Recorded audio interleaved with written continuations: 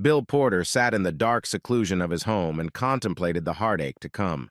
Such a sad and simple story.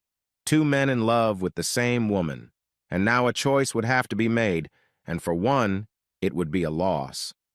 Though perhaps it would be more accurate to say that there will be no winners in this little drama.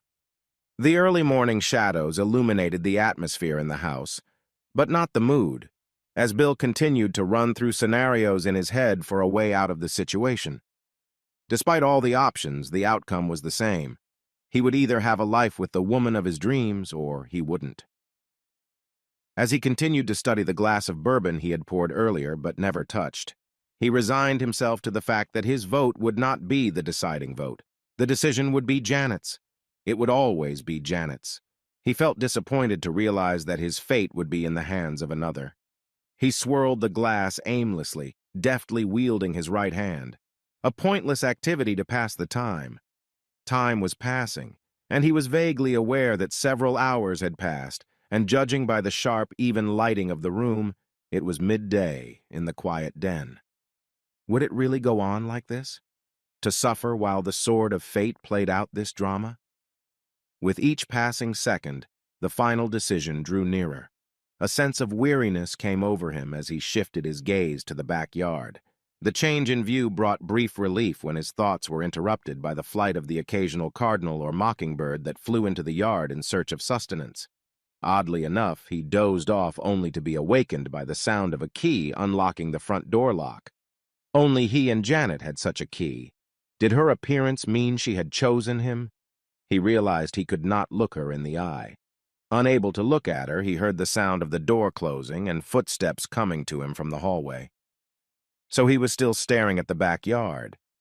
His thoughts were racing along with his pulse. This had to be a good sign, didn't it? She was here, not with him. This had to be good news, unless she felt obligated to be the bearer of bad news, some sort of moral obligation to put him to the choice and explain why he'd lost. Mixed feelings of hope and fear tormented him. He felt someone's presence beside him. Then a white flash of light blinded his vision, accompanied by an excruciating pain that reverberated in his skull. His muscles went rigid, and he collapsed into the chaise lounge. Another blow followed, with a similar effect. The glass fell out of his hand and hit the floor of the room, spilling its contents. His head whipped from side to side, reacting to each blow. An overwhelming nausea flooded him as he lost consciousness. When he awoke, he felt an eerie dizziness that made it seem as if the room was spinning. He moved slowly, and every effort caused a shooting pain in his body. The acrid iron taste of blood appeared in his mouth. He felt his head swell, even though he couldn't see. His vision was blurred, and he tried to concentrate on forcing his facial muscles to open his vision to clear it. This succeeded with difficulty.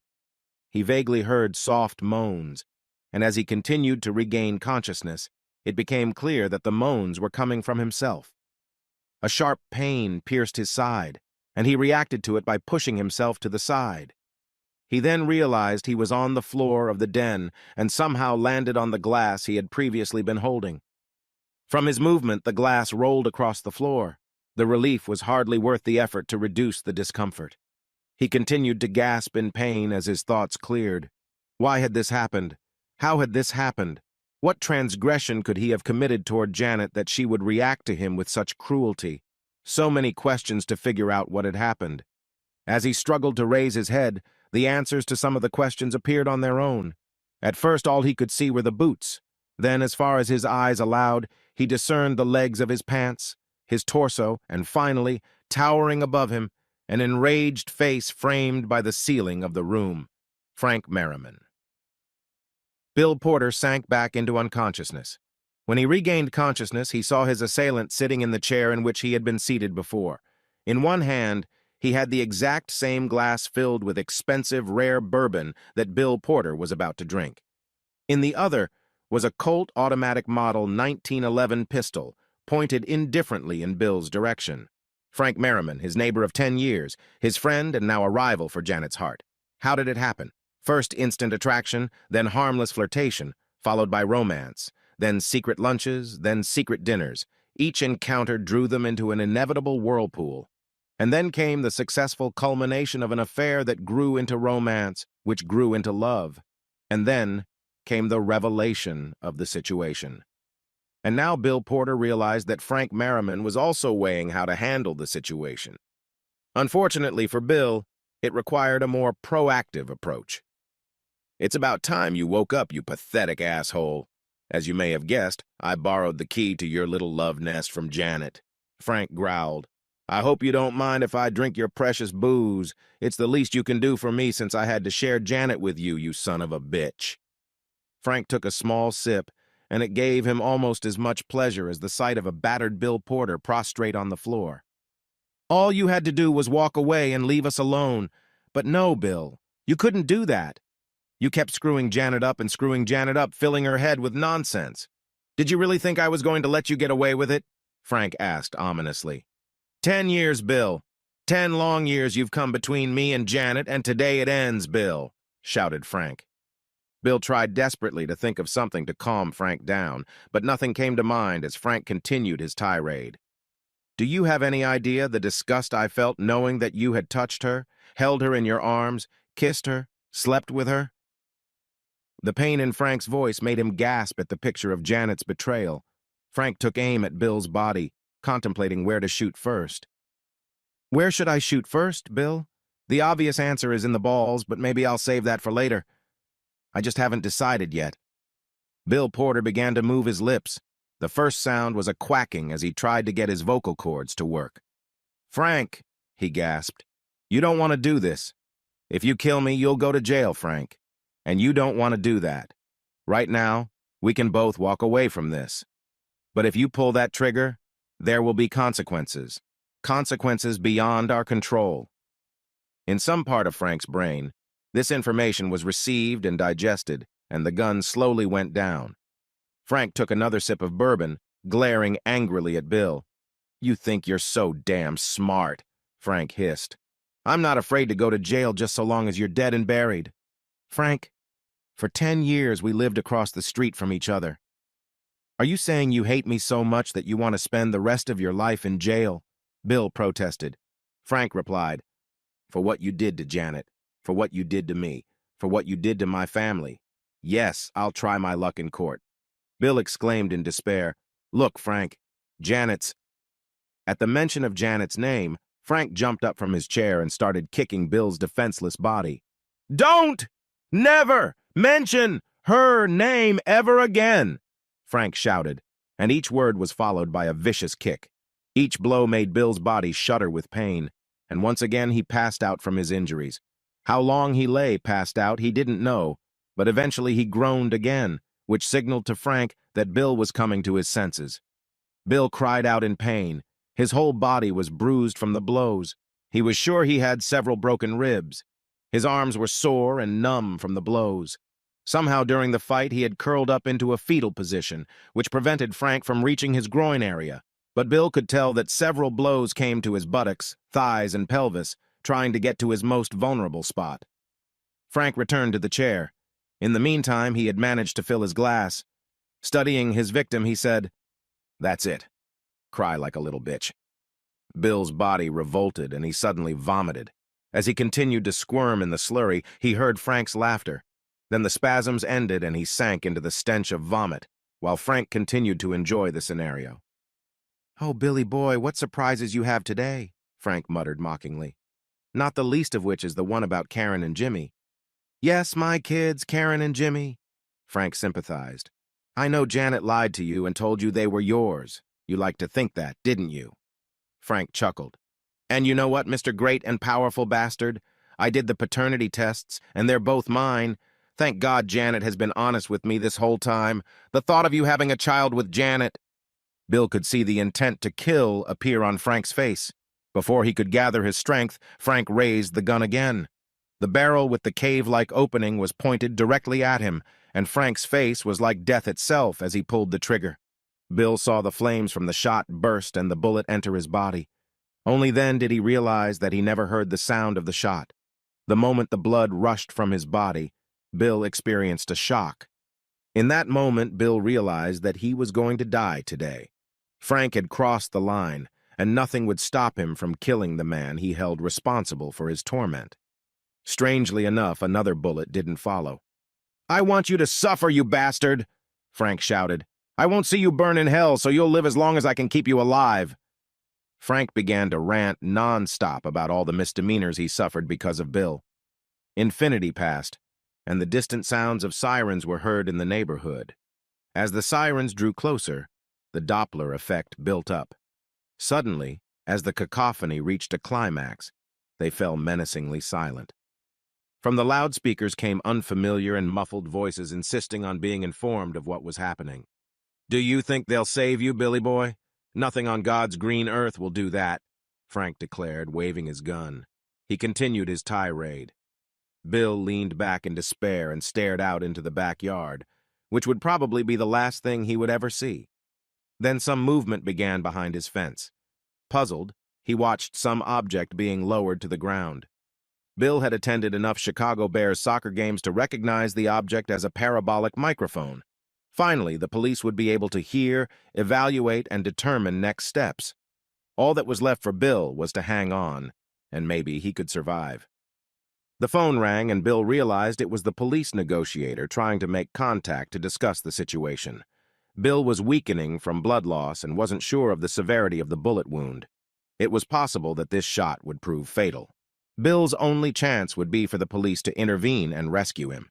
He now noticed several people lying on the roof of a neighboring house. It must be a SWAT team awaiting orders. He noticed small red dots playing on the walls of the den, on which dusk was now descending. Some lights began to cross over to him, others to Frank. In the fog of scant information, the police did not know who the culprit was. Frank stood up and took the receiver off the lever. He was now strutting around the room, continuing to rant, but his behavior was becoming increasingly manic.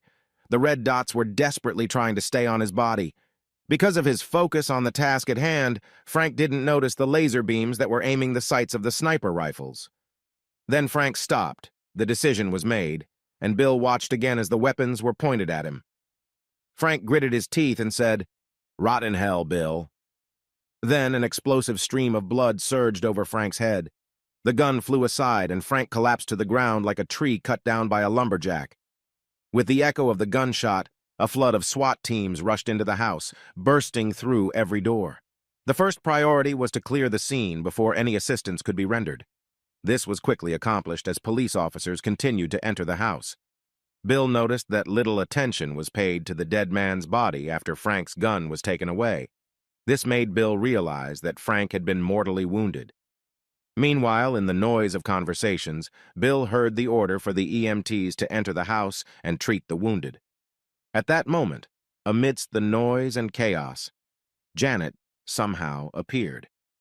As she looked around the room, her eyes lingered briefly on Bill, waiting for the paramedics to arrive and the gurney on which he was to be taken to the emergency room. Then she spotted Frank.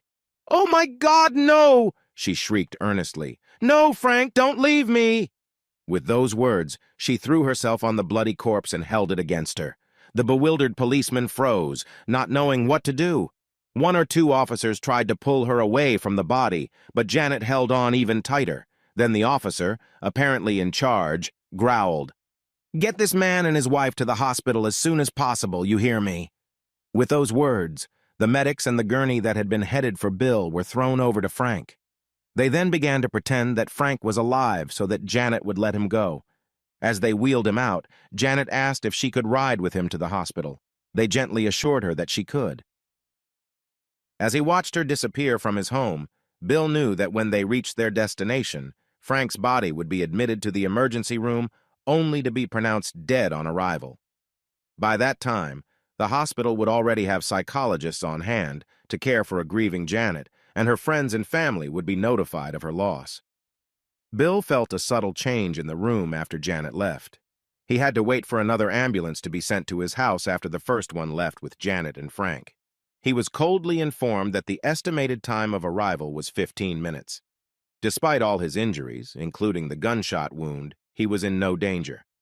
At this point, he was receiving only the minimal care necessary because of the sympathy of the entire audience for Janet and Frank. He noticed several of the officers looking at him with disgust or open contempt, though still maintaining a professional approach to their duties at the scene. Bill began to have doubts himself. Should he have warned Frank? If he had, perhaps Frank would be alive and Janet would not be worried about her loss. The shock had begun to wear off, and now Bill was in agony as he continued to wait for the ambulance. No one showed much interest in his plight. Fortunately, a second ambulance arrived and the paramedics began preparing him for the ride. After he was moved onto a gurney, a senior officer finally approached him. "I'm Inspector O'Henry. This is Lieutenant Mallory of the SWAT team." He pointed to the officer who had been staring at Bill the whole time. Inspector O'Henry continued, "I want you to meet the officer who had to kill this poor woman's husband today, all because you decided to seduce his wife. I hope you're happy with the way things turned out and can live with the guilt of making this woman a widow." Bill was exhausted, and it was evident that he was rapidly losing consciousness as the EMTs put a breathing mask on him. Nevertheless, he managed to stop them from putting the mask on. He mumbled something to the inspector. "What did you say?" Inspector O'Henry demanded with open contempt. With his last strength, Bill pointed to the wall, and with all the agony of which he was capable, said, "She's not a widow." Bill noticed the surprised look on Inspector O'Henry's face as he stared at the large wedding photograph of Mr. and Mrs. Bill and Janet Porter hanging over the fireplace. Around it hung a typical family photos of Bill, Janet, and the children, Karen and Jimmy, in various poses. Portraits of a happy family. Bill's last vision before he sank into Morpheus land was the sad, apologetic look in Inspector O'Henry's eyes.